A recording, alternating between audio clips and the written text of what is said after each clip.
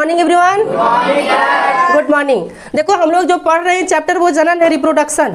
और रिप्रोडक्शन में हम तुम लोग को जो है सो पिछला क्लास में बताए हैं कि किस तरह से एक बच्चे का बर्थ होता है ना। और वहाँ पर हम तुम लोग को ये भी बताए थे कि पीरियड कैसे होता है, पीरियड कैसे रुकता है, बेबी का निर्माण जो है सो कैसे होता है। आज की क्लास में हम लोग क्या पढ़ेंगे, तो आज की क्लास में मुख्य रूप से 4 पॉइंट तुम लोग नोट किए हो ना। उसमें से पहला चीज जो हम लोग पढ़ेंगे कि बीमारी, यानी लड़कियों में कई तरह की बीमारी होती है, वो बीमारी कैसे होता है, वो भी सेक्सुअल रिप्रोडक्शन की वजह से, समझा कि नहीं। एक दूसरे के कांटेक्ट में आने से बहुत तरह की बीमारियां होती है और बहुत तरह की बीमारियां होती है जिसको हम लोग जो है सो पढ़ेंगे। दूसरा चीज क्या है कि हम लोग जो है सो जुड़वा बच्चा भी देखेंगे, ट्विंस। कौन बच्चा? जुड़वा बच्चा, ट्विंस के मतलब कि जुड़वा बच्चा कैसे हो जाता है ये भी हम लोग देखेंगे। किसी किसी का तुम लोग देखा होगा कि जुड़वा बच्चा भी होता है ना, तो दोनों लड़का होता है, किसी किसी का दोनों लड़की होती है, किसी किसी का एक लड़का एक लड़की होता है, और यदि किसी किसी का होता है ना तो एकदम फोटोकॉपी, 2 कॉपी। आखिर कैसे, उसको भी देखेंगे। इसके अलावा हम लोग देखेंगे कि गर्भ निरोधक क्या है। गर्भ निरोधक कहने का मतलब है कि यदि मान ले किसी को बच्चा नहीं चाहिए, तो बच्चा जब नहीं चाहिए उस कंडीशन में एक लड़कियां क्या कर सकती है, एक लड़के क्या कर सकते। लड़के में तो देखें हम कि लड़का यदि पापा नहीं बनना चाहता है तो वो अपना क्या करवाता था, वेस्ट डिफरेंस को कटवा देता था, जिसको हम लोग नसबंदी कहते थे। लेकिन लड़कियों में क्या प्रोसेस होता है कि यदि उसे गर्भ निरोधक कहने का मतलब है कि वो मां नहीं बनना चाहती है, उस कंडीशन में एक लड़कियां क्या कर सकती है। और कुछ था, एक और पॉइंट था, एबॉर्शन, जिसको हम लोग कहते हैं गर्भपात। यानी गर्भपात, भ्रूण हत्या कैसे होता है उसको जो है सो हम लोग देखेंगे। देखो इसमें सबसे पहले अब हम लोग एक एक करके शुरू करते हैं। हम लोग जानते हैं कि ये फीमेल का रिप्रोडक्टिव ऑर्गन है और सबको इसका नाम तुम लोग जानता है, इसको हम लोग कहते हैं ओवम। इसको हम लोग क्या कहते हैं, ओवम। यहाँ जो रहता है स्ट्रक्चर पूरा क्लियरली हम यहाँ नहीं बनाए क्योंकि पिछला वीडियो में हम बनाए हैं, समझा कि नहीं। इसको हम लोग कहते हैं वेजाइना। वेजाइना लोग क्लियर ही पूरा कर ही देते हैं।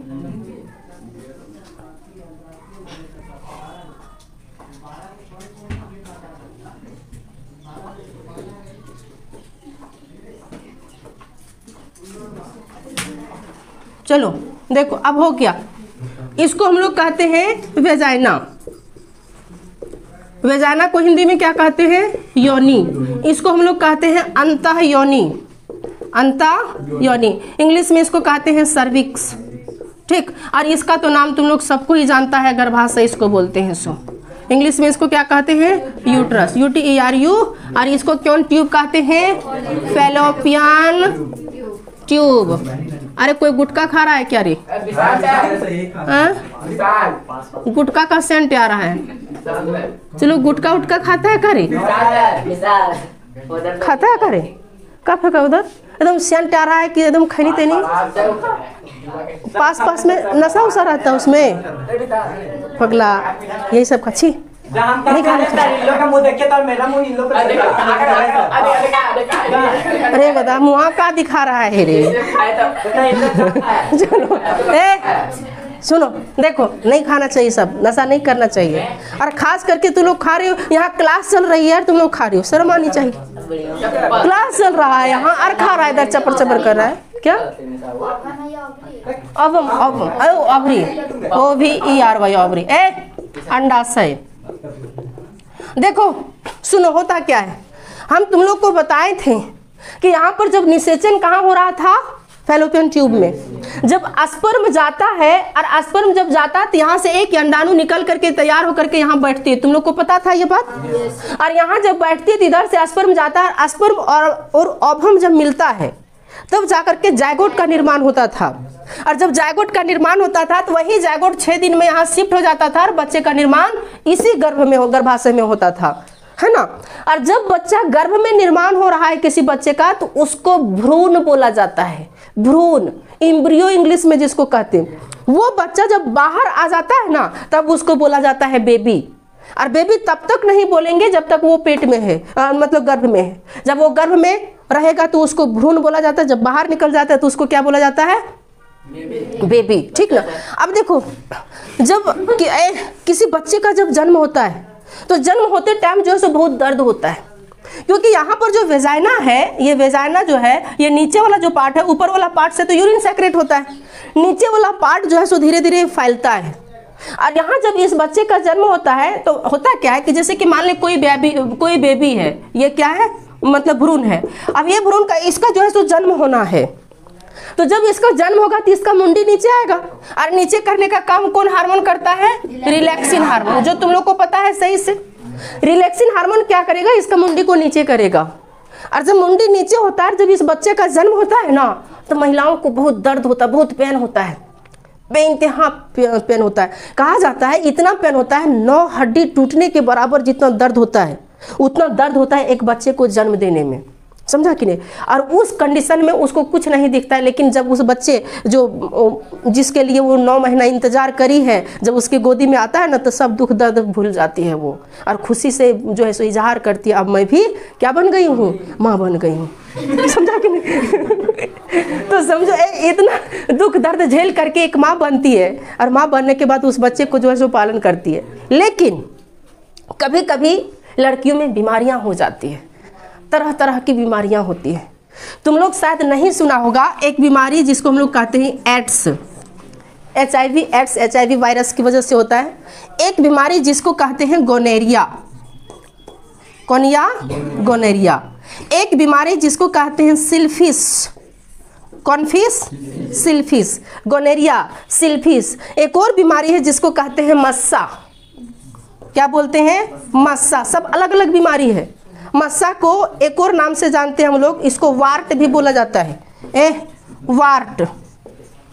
देखो अब ये बीमारी फैलता कैसे, ध्यान देना, समझना कि एड्स कैसे होगा। एड्स जो होता है, मान ले एड्स जो होता है ना, सबसे पहले ये HIV वायरस से होता है। एक वायरस होता है जिसका नाम है HIV, तुम लोग को पता होगा। वायरस पता है ना, ये बच्चा वाला चीज है, हम लोग बच्चा में पढ़ते हैं वायरस, बैक्टीरिया, कवक, फंगी सब पढ़ते हैं ना, एलगी। तो उसी तरह से HIV एक वायरस है, जिसको हिंदी में क्या कहते हैं? वायरस को हिंदी में क्या कहते हैं? विषाणु बोलते हैं। तो ये विषाणु है, और इसी HIV वायरस से होता है एड्स। ये लड़कियों में कम घातक होता है, लेकिन लड़कों में ज्यादा घातक होता है। फैलता कैसे है कि जब एक लड़की एक से ज्यादा पुरुष के साथ संबंध बनाती है, और यदि किसी पुरुष को एड्स की बीमारी है, तो वो ब्लड के कांटेक्ट में आने से जो है उस लड़कियों में एड्स की बीमारी हो जाती है। तो इसीलिए एक से ज्यादा पुरुष के साथ संपर्क नहीं बनाना चाहिए, संबंध नहीं बनाना चाहिए। क्या पता उसको एड्स है। और ऐसा नहीं कि सिर्फ एड्स महिलाओं में ही फैलती है, लड़की में एड्स का प्रभाव कम होता है, लड़कों में ज्यादा होता है। यदि लड़का में एड्स हो गया तो वो बचने का चांस उसका बहुत कम होता है, लड़की में बच सकती है। लड़की में कहीं एड्स है और कोई पुरुष उसके साथ संबंध बना रहा है, तो उस लड़की का HIV वायरस किस में चला जाएगा? उस पुरुष में, लड़का में। और लड़का में कहीं चल गया तो लड़का को भी एक बीमारी हो जाता है जिसको कहते हैं एड्स। क्या बोलते हैं? एड्स। और ये एड्स बीमारी हो जाने की वजह से ये जान बहुत खतरा में होता है। एड्स कई तरह के होता है, खास करके ये ब्लड के कांटेक्ट में आने से एक दूसरे से फैलता है। जैसे कि अभी सैलून वगैरह है, कहीं जाओगे तो सैलून वगैरह चाहे कोई नाई वगैरह होता है, एक ही ब्लेड से 2-3 लोगों का जो है सो दाढ़ी बना देता है। जब भी सैलून जाओ अपना नया ब्लेड का इस्तेमाल करवाओ, अपना ब्लेड से कराओ, क्या पता उसमें कौन सी बीमारी है। और उस ब्लेड, उसका ब्लड कांटेक्ट में आया ब्लेड में, और उस ब्लेड का इस्तेमाल यदि हमारे बॉडी में वो करेगा तो हो सकता है कि उसका वायरस हमारे बॉडी में इंटर कर जाएगा। और इंटर करेगा तो ये तो एकदम 2, 4, 5, 10, 15, 20 हज़ार की तरफ फैलता है। तुम लोग को ये बात तो पता है। और उसमें जो है उस तरह की बीमारी हो सकती है। ठीक, एड्स समझ में आ गया। दूसरा है गोनेरिया। ये बहुत खतरनाक बीमारी है लड़कियों में। गोनेरिया में होता क्या है? ये ज़्यादातर विदेशों में होता है, भारत में बहुत कम देखने को मिलता है। जब कोई लड़की एक से अधिक पुरुष के साथ संपर्क बनाती है और अलग अलग तरह का ब्लड, अलग अलग तरह का वीर, सीमेन जब उस लड़की की वेजाइना में इंटर करता है, जैसे कि मान ले कोई पुरुष है, बहुत सारा पुरुष है, अब वो उसके साथ वो संबंध जब बनाएगी तो बहुत सा तरह का वीर इसमें इंटर करेगा, और उस वीर में पता नहीं क्या है, नहीं है, और उस कंडीशन में उससे एक बीमारी हो सकती है जिसको कहते हैं गोनेरिया। कौन सी बीमारी? गोनेरिया। और ये गोनेरिया बीमारी यदि किसी महिला को हो गई, किसी लड़की को हो गई, तो इसमें होता क्या है कि जो ये वेजाइना वाला जो पार्ट है ना, यही वेजाइना वाला पार्ट में घाव की तरह हो जाता है। घाव की तरह, और इतना घाव की तरह इस तरह सड़ जाता है ये कि जिस तरह से मिट्टी का टुकड़ा, जैसे पूरा मिट्टी ले लेंगे हम, मिट्टी कच्चा मिट्टी, और उसको किसी डंडा पर लपेटेंगे तो वो टूट टूट करके गिरेगा ना, उस तरह से ये जो है इससे टूट टूट करके गिरता है यदि किसी को गोनोरिया की बीमारी हो गई तब। बहुत खतरनाक बीमारी होता है। ये बीमारी कैसे होता है? जब एक से ज़्यादा पुरुष के साथ संबंध बनाएंगे तब जाकर के वो बीमारी होता है। कौन सा? गोनोरिया। ये बात भी समझ में आ गया होगा कि गोनोरिया बीमारी कैसे होता है। एक बीमारी है सिल्फिस। ये सिल्फिस बीमारी जो होता है खास करके ये इंटरनली पार्ट में होता है। इंटरनली पार्ट कहने का मतलब वेजाना का जो बाहरी पार्ट नहीं, अंदर वाले भाग में घाव हो जाता है। और जब घाव हो जाता है तो उस कंडीशन में जो है सो सेक्सुअल कांटेक्ट में आने की वजह से पेन भी बहुत ज़्यादा होगा और तरह तरह का चीज़ होगा। कहीं वो टॉयलेट भी कर रही तो हो सकता है टॉयलेट के थ्रू से, उस टॉयलेट के थ्रू से ब्लड जो आता है वो अलग मार्ग रहता है, या इसके थ्रू से जो है सो कभी कभी जब अनवांटेड, जब ज़रूरत भी नहीं है, पीरियड भी नहीं, उस टाइम भी ब्लड आता है। समझा कि नहीं? तो ये भी बीमारी जो है सो इंटरनली अंदर में ही होता है। ठीक। और एक बीमारी है जिसको कहते हैं मस्सा या आट, मस्सा या वाट इसको बोलते हैं। ये भी इसी से रिलेटेड बीमारी है जो अंदर वाले भाग में कहीं भी हो जाएगा। और जब ये बीमारी हो जाता है तब ये ब्लड जमता नहीं है, क्योंकि इस बच्चे को संभालने के लिए यहाँ पर ब्लड जमता है। तुम लोग को पता होगा, एक शॉर्ट्स भी बनाए हैं ना, तो इसमें जो है सो एक बच्चे को जन्म देने के लिए यहाँ पर जो है सो एक सोफा की तरह ब्लड जमता है, लेयर, और वहीं पर जो है सो बच्चा पालनी की तरह पलित रहता है, एकदम गद्दा की तरह। उसको किसी तरह का खरोंच नहीं लगता है, थोड़ा सा भी खरोंच नहीं, क्योंकि वो ब्लड जो लेयर जमता है ना बहुत सॉफ्ट होता है। और यही जो है सो लेयर धीरे धीरे नहीं जमेगा, बाट यदि बीमारी हो गई। ये कैसे होता है सर? ये भी बीमारी अनसन खाने से, बहुत लोगों के साथ संपर्क बनाने से ये सब बीमारियाँ होती है। कोई लड़कियों का देखना आदत होता है, जब पीरियड हो तब पीरियड के टाइम में कमर दर्द करता है। ये किसी एक का नहीं है, हर लड़कियां ये फेस करती है, लगभग लड़कियां फेस करती है। तो यदि कमर दर्द हो तो उस कंडीशन में दवा कभी नहीं लेना चाहिए, मेडिसिन नहीं लेना है।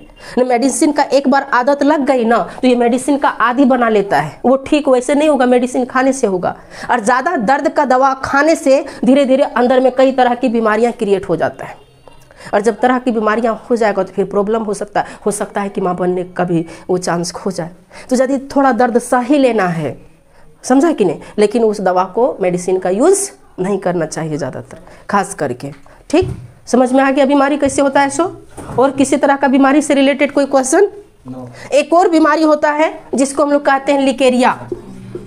कौन बीमारी? लिकेरिया। देखो वहाँ तो इंक है, उस क्लास में इंक होगा। देखो लिकेरिया क्यों होता है, ये बहुत लंबा टॉपिक है। लिकेरिया हम एक वीडियो भी बनाए हैं उसका अलग चैनल पर, तो वो बहुत लंबा टॉपिक, उसका एक अलग क्लास लेंगे कि लिकेरिया क्यों होता है। और एक क्लास और लेंगे कि पीरियड का कलर भी अलग अलग होता है।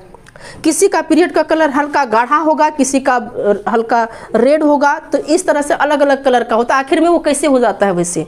तो लिकेरिया जब पढ़ाएंगे तो उस टाइम तुम लोग को पीरियड हम बताएंगे कि वो कैसे उसका कलर थोड़ा चेंजेज होता है और उससे क्या प्रभाव पड़ता है। ठीक, कोई दिक्कत यहाँ तक?